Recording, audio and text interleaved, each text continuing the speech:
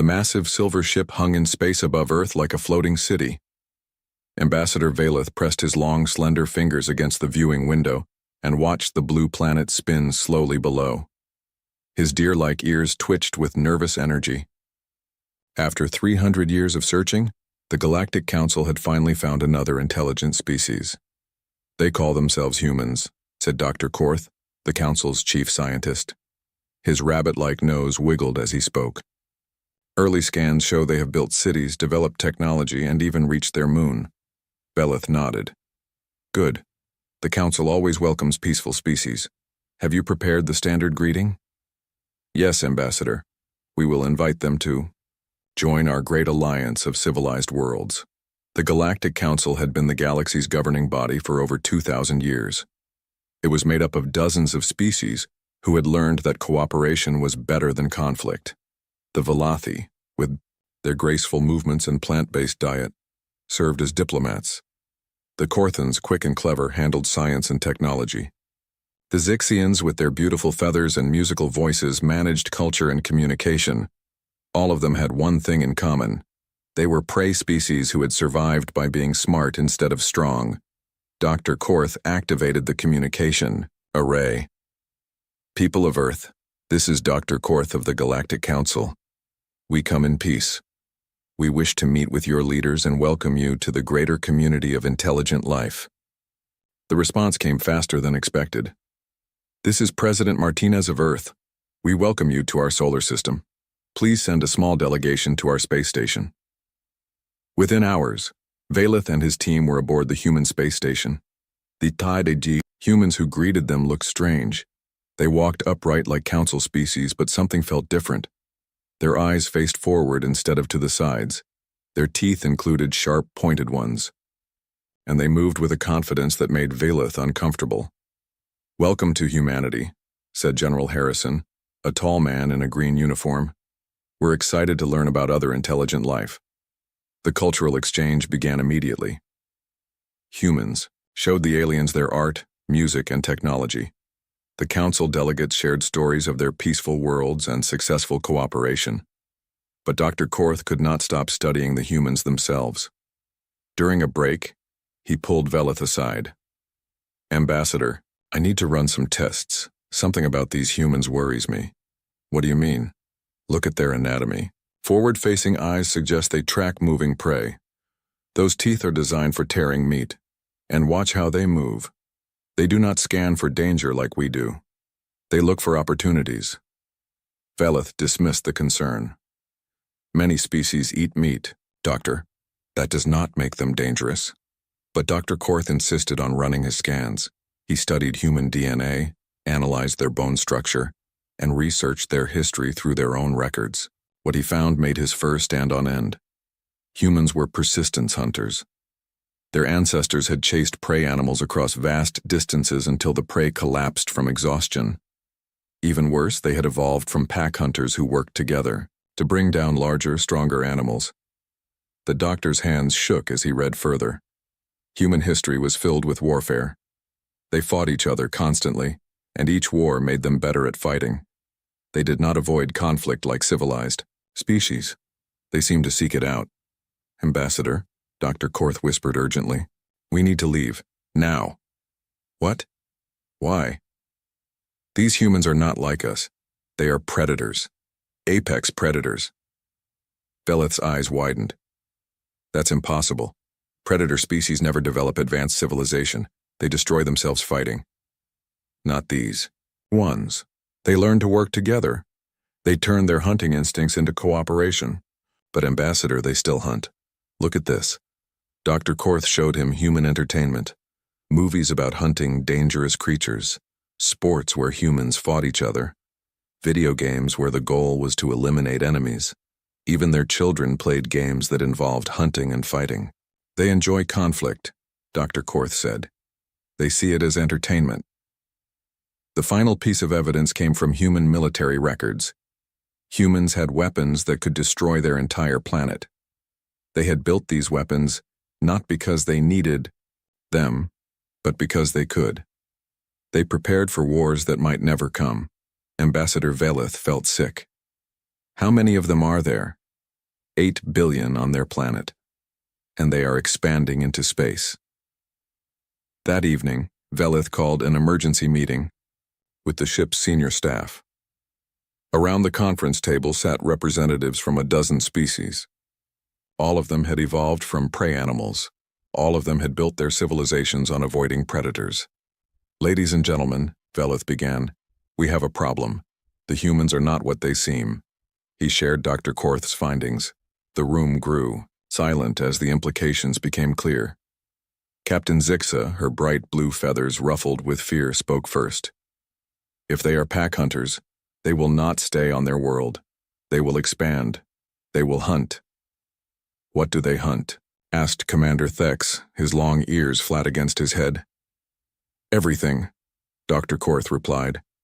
"Their records show they hunt for food, for sport, for trophies, and sometimes just for the challenge. They have hunted their own planet's apex predators to near extinction." The silence stretched on. Finally, Velith made the decision that would change the galaxy forever. "We classify them as a Class 7 predatory threat. Maximum danger level." Gasps filled the room. No species had ever been given a Class 7 rating. "What does that mean for first contact?" asked Captain Zixa. "It means we end it. We establish a quarantine zone around their solar system. We do not let them spread to other worlds."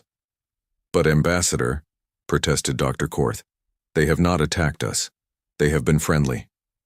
"That is what makes them so dangerous," Velith replied. "They are intelligent enough to appear peaceful while they study us. They are learning our weaknesses."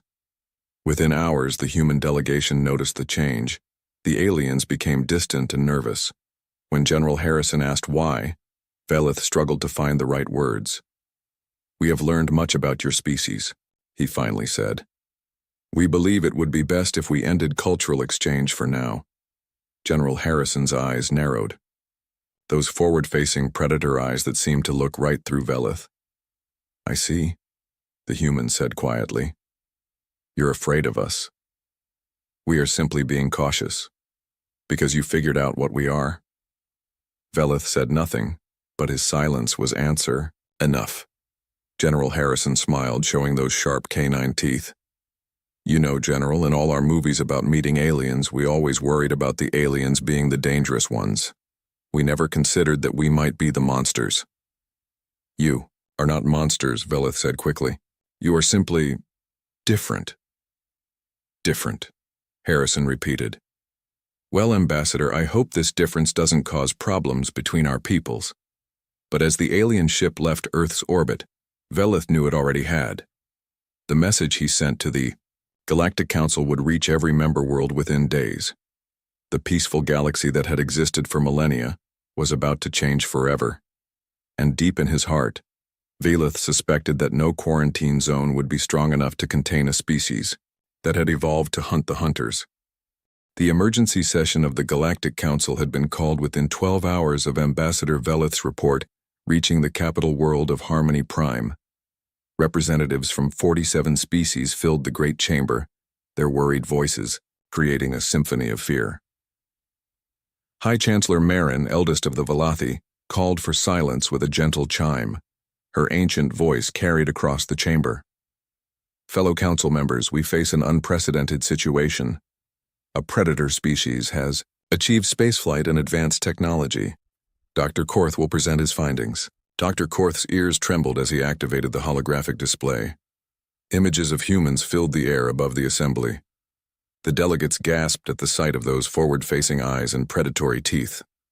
"Honored Council, these humans represent everything our ancestors feared. They are pack hunters who never lost their killing instincts. Their entire planet is a hunting ground." The display showed human cities built on the bones of ancient civilizations, armies marching across continents, wars that lasted for years, with humans fighting other humans simply because they could. "Most disturbing," Dr. Korth continued, "is their relationship with conflict. Where we evolved to avoid danger, they evolved to seek it. They call it competition, sport, entertainment. They have turned killing into art." Delegate Quicks of the Korthans raised a paw. "But surely they can be reasoned with. They did seem willing to talk." That is what makes them so dangerous, replied Dr. Korth. They are intelligent predators. They study their prey before they strike. The chamber erupted in frightened chatter. Some delegates called for immediate military action. Others suggested offering the humans everything they wanted in exchange for staying away. High Chancellor Marin restored order. The Science Council recommends immediate quarantine. We will establish a containment zone around their solar system. No human ship will be allowed to leave. No council ship will enter. The vote was unanimous. Within days, the largest fleet in Council history surrounded Earth's solar system. Thousands of ships from dozens of worlds formed a defensive barrier. The message to humanity was clear: stay home. But the galaxy was not entirely populated by prey species. On the rim worlds, where space was dark and dangerous, other eyes watched the Council's panic with interest. These were the worlds where the galaxy's predator species had been pushed after millennia of Council expansion. In the steel caves of Krill Prime, the Mantis Lords stirred. The Krillian Empire had once ruled a quarter of the galaxy before the Council's ancestors had united against them. Now they existed in the shadows, bitter and hungry. War Commander Skix spread his forearms wide as he addressed his fellow Mantis Lords. His compound eyes reflected the cold light of their underground chamber. The soft ones fear these humans, he clicked in the harsh Krillian language. Perhaps we should meet these predators ourselves. Are they threat or opportunity? Asked Battle Mother Vex, her razor-sharp claws scraping against stone. That remains to be seen. But any species that frightens the Council this much deserves our attention. Meanwhile, in the pack worlds of the Vorth Consortium, a different conversation was taking place. The wolf-like Vorth had maintained an uneasy peace with the Council, trading their military services for the right to exist. Pack leader Fenris studied the human images with keen yellow eyes. Unlike the Krillians, who were solitary hunters, the Vorth understood pack dynamics. What he saw in the humans looked familiar. They hunt in groups, he said to his lieutenants. Like us, but their packs are larger. Should we fear them, pack leader? Asked Scout Alpha Raven. Perhaps. Or perhaps we should speak with them. It has been long since we met others who understand the hunt. Back on Earth, President Martinez stood in the Situation Room, surrounded by military advisors and scientists. The alien quarantine had been in place for 3 weeks, and humanity was beginning to understand their position. So let me get this straight, the president said. They're afraid of us because we're predators? That's the assessment, sir, replied Dr. Sarah Chen, the mission's chief xenobiologist. Every species in their council evolved from prey animals. To them, we're the monsters from their nightmares. General Harrison, who had met with the aliens, shook his head. We offered them friendship, and they responded with a blockade. Can we break through? Asked the president. Admiral Rodriguez pulled up star charts. Their fleet is massive, sir. Thousands of ships. But our intelligence suggests their technology is defensive in nature. They're not warriors. What about these other species Dr. Chen mentioned? The predators? Unknown, sir.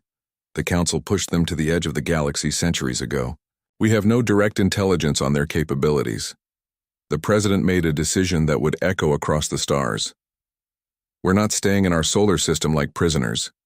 If they want to treat us like dangerous predators, maybe it's time to show them what human predators can actually do. He turned to General Harrison. Begin Project Apex. I want our best pilots, our fastest ships, and our most advanced weapons ready for action. What's the mission, sir? We're going hunting. The first sign that the quarantine would not hold came 3 days later. A patrol of Council ships detected an unknown vessel approaching from the galactic rim. It was sleek, black, and fast. Captain Thex of the Valathi Defense Force hailed the approaching ship. Unknown vessel, you are entering a restricted zone. Please identify yourself. The response came in a language the ship's computers had never heard. Then, without warning, the unknown vessel accelerated beyond anything the Council had thought possible. The ship buzzed the patrol formation, moving, so fast that the Council vessels couldn't track it properly. But it didn't attack. Instead, it seemed to be studying them, learning their formations and weapons. Captain Thex tried to follow, but his ship was designed for defense, not pursuit. The unknown vessel disappeared into the asteroid belt between Mars and Jupiter. "Report to command," Thex said to his communications officer. "Tell them we have a problem. Something else is interested in the humans." On the bridge of the mysterious ship, War Commander Skix studied the sensor readings of the Council vessels. His compound eyes gleamed with satisfaction. "Weak ships," he clicked to his crew. "Designed by prey for prey." "What of the humans, War Commander?" asked his second. "We will test them. If they are true predators, they will respond to a challenge. If they are merely animals with tools, we will crush them quickly." Deep in the ship's weapon bays, Krillian warriors prepared their hunting gear. Each was a perfect killing machine, evolved over millions of years to be the ultimate solo hunter. They had never met prey that could fight back effectively. They were about to learn what American military training could do to change those odds. Meanwhile, pack leader Fenris was making his own preparations. The Vorth ship moved through hyperspace, toward the Sol system, carrying a message of potential alliance. Unlike the Krillians, Fenris understood that the most dangerous predators were those who hunted in coordinated packs. And from what he had seen of human military formations, these new predators might be the most dangerous pack hunters the galaxy had ever seen. The galaxy was about to discover that 8 billion apex predators with nuclear weapons and a competitive streak was something none of them were prepared for. General Patricia Hayes stood in the Pentagon's most classified briefing room, watching as scientists and military strategists filled the chairs around the massive table. Project Apex had been active for only 2 weeks, but it had already become the most important military program in human history. "Ladies and gentlemen," she began, "the aliens think we're dangerous. They're right, but they don't understand just how dangerous." Dr. Chen activated the holographic display, showing the alien fleet surrounding their solar system. "The Galactic Council has 47 member species, all evolved from prey animals. They've never dealt with a predator species that achieved technology." "What about these other predators they mentioned?" asked Colonel Martinez from the Air Force. "2 main groups," replied Dr. Chen. "The Krillians are individual hunters like giant mantises, very dangerous one-on-one. The Vorth are pack hunters, similar to wolves. Both were pushed to the edge of the galaxy by the Council." General Hayes nodded. "Our intelligence suggests both groups are now moving toward Earth. The Krillians seem aggressive. The Vorth might be looking for allies." Admiral Thompson leaned forward. "What's our strategy, General?" "Simple," Hayes replied. "We show the galaxy what American military doctrine can do. We're not staying locked up in our solar system. If they want to see predators, we'll give them a demonstration they'll never forget." The first element of the American doctrine was already in motion. 3 modified F-35 fighters hung in space near the asteroid belt, their pilots waiting for contact with the mysterious black ship that had buzzed the alien patrols. Captain Jake, Reaper Williams checked his instruments one more time. The F-35 had been modified with experimental technology reverse-engineered from alien scanner data. It wasn't pretty, but it worked. "Reaper, this is Control," came the voice in his headset. "Bogey approaching from your 6 o'clock, moving fast. Copy that, Control. Viper 2 and Viper 3, let's go say hello." The Krillian scout ship emerged from behind an asteroid, its black hull gleaming in the starlight. War Commander Skix studied the 3 small human craft approaching his position. "Primitive," he clicked to his crew. "Chemical rockets and metal shells. This will be quick." But as the human fighters closed in, Skix noticed something strange. They weren't fleeing or trying to establish communication. They were maneuvering into attack formation. "Reaper to Control," came the voice over the radio. "Bogey looks like a big bug. Permission to engage?" "Negative, Reaper. Observe and report." Captain Williams grinned inside his helmet. "Copy that. We're just going to get a closer look." The F-35 split into a wide formation, approaching the alien ship from 3 directions. Skix watched with growing interest. These humans moved like hunters, not prey. When the lead fighter came within weapons range, Skix fired a warning shot. A beam of energy lanced out, missing the human craft by meters. Well, that was rude, Williams said calmly. Viper 2, did you see that energy signature? Affirmative, Reaper. Looks like directed plasma. Nothing we can't handle. Skix fired again, this time aiming to disable the lead craft. But the human pilot rolled away from the beam with casual ease, then accelerated directly toward the Krillian. Ship. What is it doing? Clicked Skix's weapons officer. The human fighter buzzed the alien ship's hull, passing so close that its wingtip almost scraped the armor plating. Then it pulled up and away, performing a perfect barrel roll as it climbed. Did he just show off? Asked Viper 3. Oh, he's playing with us, Williams replied, his voice filled with delight. Control requesting permission to play back. Reaper, your orders are to observe. We are observing, sir. We're just doing it up close and personal. What happened next would be talked about in military academies for decades. The 3 F-35s began what could only be described as an aerial dance around the alien ship. They dove, climbed, rolled, and spun in formations that should have been impossible in space. Skix tried to target them, but they moved like nothing he had ever hunted. Every time he locked onto one, it would vanish behind another, or perform a maneuver that broke his targeting computer's calculations. War Commander, his pilot said nervously. They are toying with us. Skix's compound eyes narrowed. No, they are showing us what they can do. These are not prey animals. These are apex predators. The demonstration lasted for 20 minutes.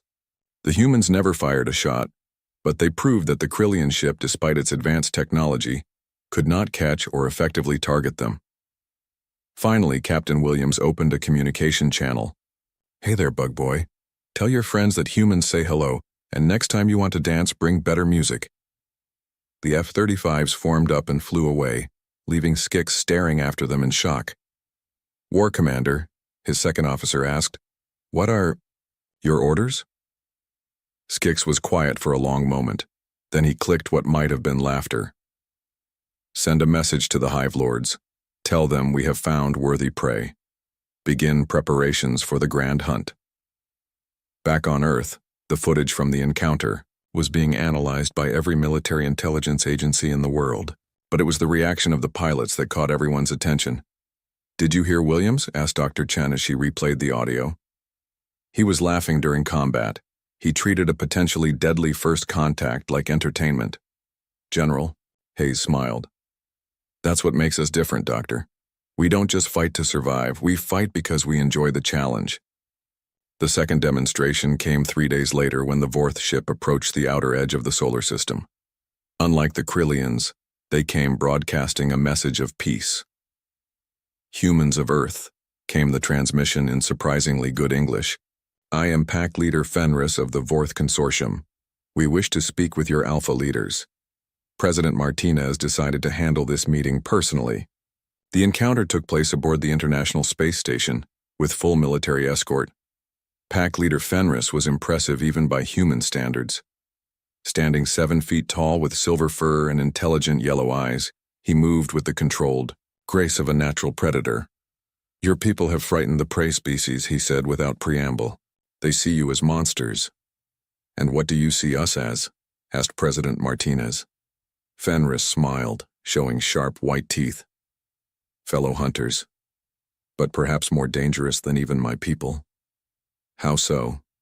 My species hunts in packs of 10 or 20. Your species hunts in packs of millions. You have turned your entire planet into one massive hunting ground, and you compete with each other to become better hunters. The president nodded. The aliens want to keep us locked in our solar system. Yes, they are afraid you will spread across the galaxy like we did long ago. What do you suggest? Fenris leaned forward. Prove that you are the apex predators. Show the galaxy that even the other predator species should fear you. Break their quarantine. Hunt something that has never been hunted before. The Krillians? Perfect. Choice. They believe themselves to be the ultimate individual hunters. They have terrorized this galaxy for millennia. If you can hunt the hunters, the entire galaxy will know what humans are capable of. President Martinez considered this. And if we succeed? Then the Vorth will be honored to call humans our pack brothers. Together we could rule this galaxy. We don't want to rule anyone. We just want our freedom. Fenris laughed, a sound like distant thunder. Spoken like a true apex predator. You are so confident in your abilities that you do not need to dominate others to prove your worth. As the meeting ended, Fenris left the humans with one final piece of advice. The Krillians are preparing for what they call the Grand Hunt. They intend to invade your solar system and prove that humans are inferior prey. I suggest you prepare to teach them otherwise. 2 weeks later, General Hayes stood before a room full of America's finest military personnel. Navy SEALs, Army Rangers, Marine Force Recon, and Air Force Para-Rescue Specialists filled the briefing room. Gentlemen and ladies, she began, you've been selected for humanity's first interstellar hunting expedition. The target is a species that considers itself the galaxy's apex predator. Your mission is to prove them wrong. A hand went up from the SEAL section. What's the rules of engagement, ma'am? Hayes smiled. The Krillians are coming here to hunt humans. We're going to turn the tables, show them what it means to be hunted by Americans. The room erupted in grins and quiet cheers. These were warriors who had trained their entire lives for the ultimate challenge. When do we start? Asked a Marine colonel. They'll be here in 6 weeks. Plenty of time to prepare. Remember, people, this isn't just about defending Earth. This is about establishing humanity's place in the galaxy. Make it count. The Krillian warfleet dropped out of hyperspace at the edge of Earth's solar system like a swarm of giant metal insects. 50 massive ships, each one a living weapon designed for hunting and killing. War Commander Skix stood on the bridge of his flagship, studying the primitive blue world that had dared to challenge Krillian supremacy. War Commander, reported his scanner officer, the soft council ships are retreating beyond the outer planets. They flee from our approach. Skix clicked his approval. Good. We hunt alone, as it should be. What of the human defenses? Minimal, War Commander. A few small craft moving between their worlds. Some orbital stations. Nothing that can threaten the Great Hunt. But Skix was more careful than his crew. The encounter with the human fighters had taught him that these predators were not to be underestimated. Maintain formation. Send hunter scouts to probe their defenses. We study our prey before we strike. On Earth, General Hayes watched the alien fleets approach from the Pentagon's war room. Banks of screens showed real-time data from satellites, space stations, and patrol ships. Ma'am, reported Colonel Martinez, the Krillian fleet has stopped at the asteroid belt. They're sending out smaller ships. Perfect, Hayes replied. Phase 1 is working. Admiral Thompson, are your people ready? Admiral Thompson nodded from the Naval Command Center. USS Nevada is in position, ma'am. The crew is eager to test their new toys. The USS Nevada was humanity's first space-worthy nuclear submarine, hastily modified with alien technology captured from previous encounters. It drifted silently in the asteroid field, hidden among the space rocks like a predator waiting to strike. Commander Sarah Blake watched her sonar screen as 3 Krillian scout ships approached her position. Each alien vessel was 3 times the size of her submarine, armed with energy weapons that could cut through steel like paper. Contact bearing 040, whispered Sonar Chief Peterson. Range 2,000 meters and closing. All stop, Blake ordered quietly. Silent running. Let them come to us. The Krillian scouts moved through the asteroid field like sharks through water, their sensors probing every shadow. They had hunted for thousands of years and had never encountered prey that could hide from them effectively. Scout Commander Zek studied his instruments with growing frustration. These asteroids interfere with our sensors. The humans could be anywhere. Perhaps there are no humans here, suggested his pilot. Perhaps they hide on their world like the other prey species. No, Zek clicked. I can sense them. They are here, watching, waiting. He was right. Commander Blake had been tracking all 3 scouts for 10 minutes, learning their movement patterns and identifying their weaknesses. Weapons, she whispered. Solution on target 1. Solution ready, ma'am. Fire. The torpedo was not like any weapon the galaxy had seen before. It was a fusion of human engineering and alien technology, guided by artificial intelligence and armed with a nuclear warhead. It moved through space silently, invisible to Krillian sensors until it was too late. The explosion turned Scout Commander Zek's ship into expanding gas and metal fragments. The other two scouts spun around, searching desperately for their attacker. "Where did that come from?" demanded Zek's wing commander. The answer came in the form of two more torpedoes, each finding its target with deadly precision. Within 30 seconds, all three scout ships were destroyed. But Commander Blake was not finished. As the debris spread through space, her submarine emerged from its hiding place among the asteroids. The crew worked quickly to recover pieces of Krillian technology while the evidence of the attack drifted away. "Control, this is Nevada," Blake reported.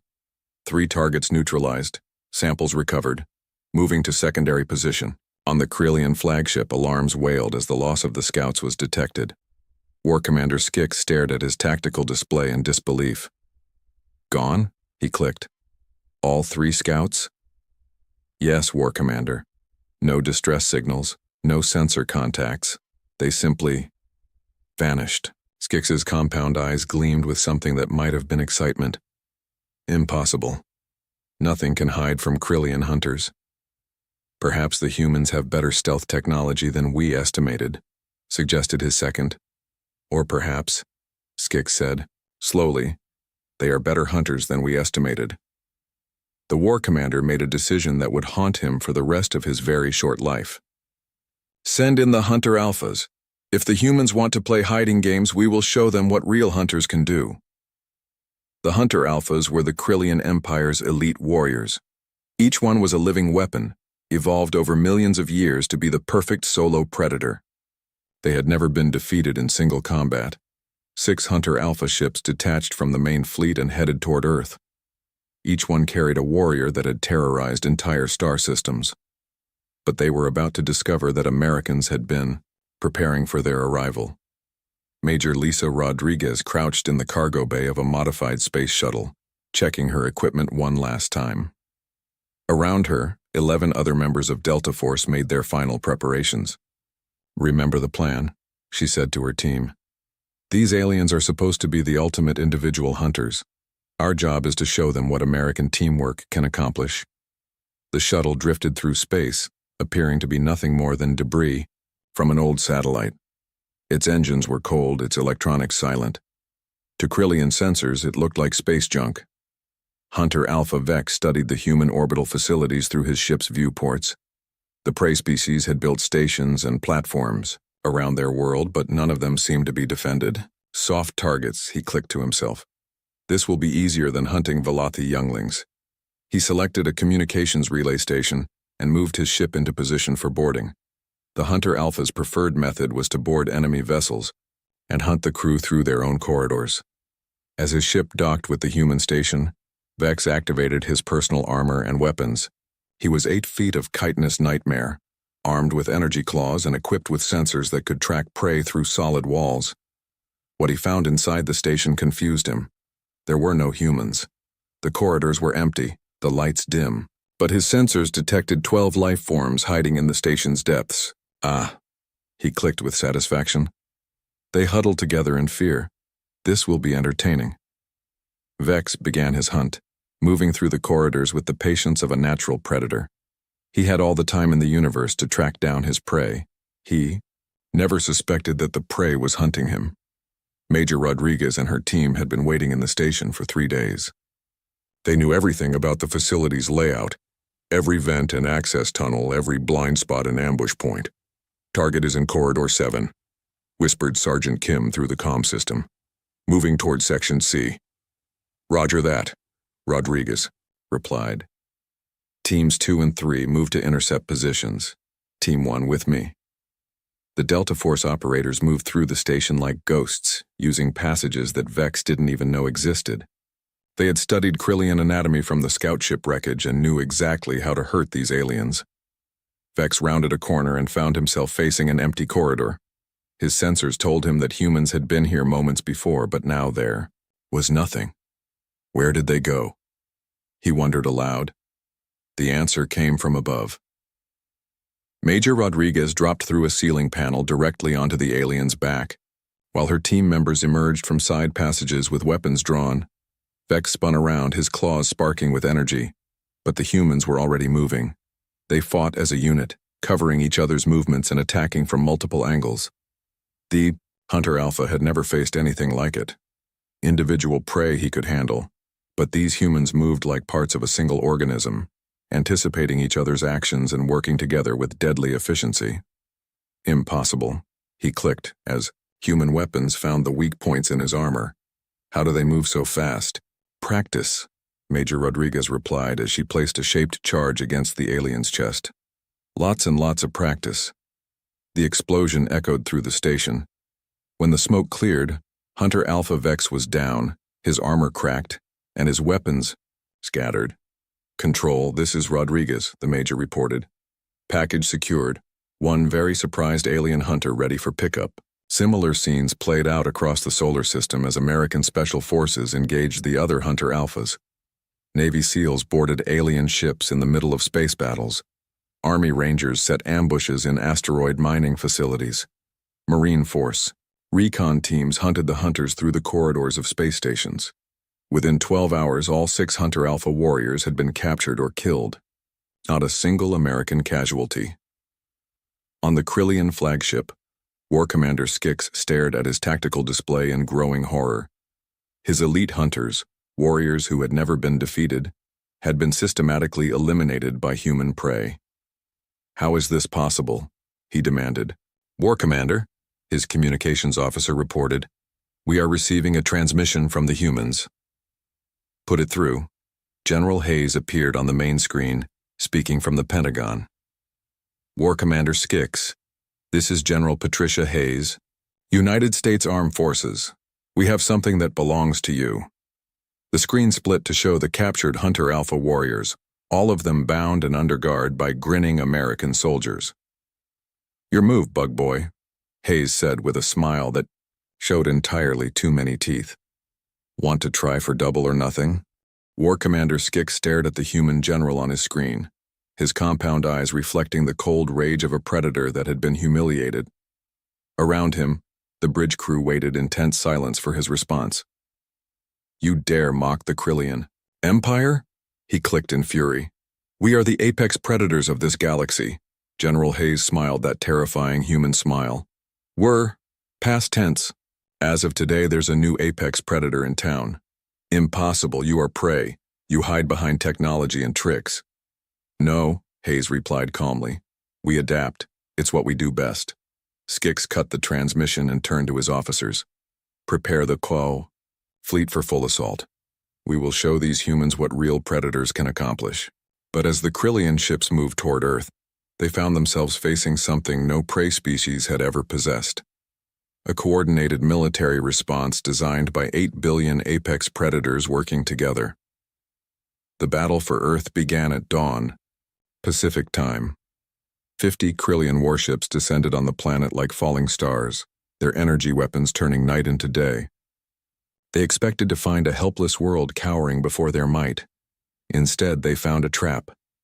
The first wave of Krillian fighters screamed down through Earth's atmosphere, targeting major cities. As they dove toward New York, a flight of F-22 Raptors rose to meet them. Captain Maria Santos pulled her fighter into a vertical climb, watching the alien craft on her instruments. Control, this is Falcon Leader, engaging bandits over Manhattan. Copy, Falcon Leader. Light them up. What followed was not a battle, it was a demonstration. The human pilots had studied every piece of Krillian technology recovered from the scout ships. They knew the aliens' weapons, their flight patterns, their tactical preferences. The Krillian fighters were fast and heavily armed, but they were designed for hunting individual prey, not fighting coordinated squadrons of trained pilots. Falcon 2, break left, Santos called as she rolled her F-22 into an impossible turn. Falcon 3, you have a shot. The alien fighters fell from the sky like burning meteors. Their pilots, elite hunters who had terrorized a dozen star systems, found themselves outmaneuvered and outgunned by human prey they had dismissed as primitive. Similar scenes played out over every major city on Earth.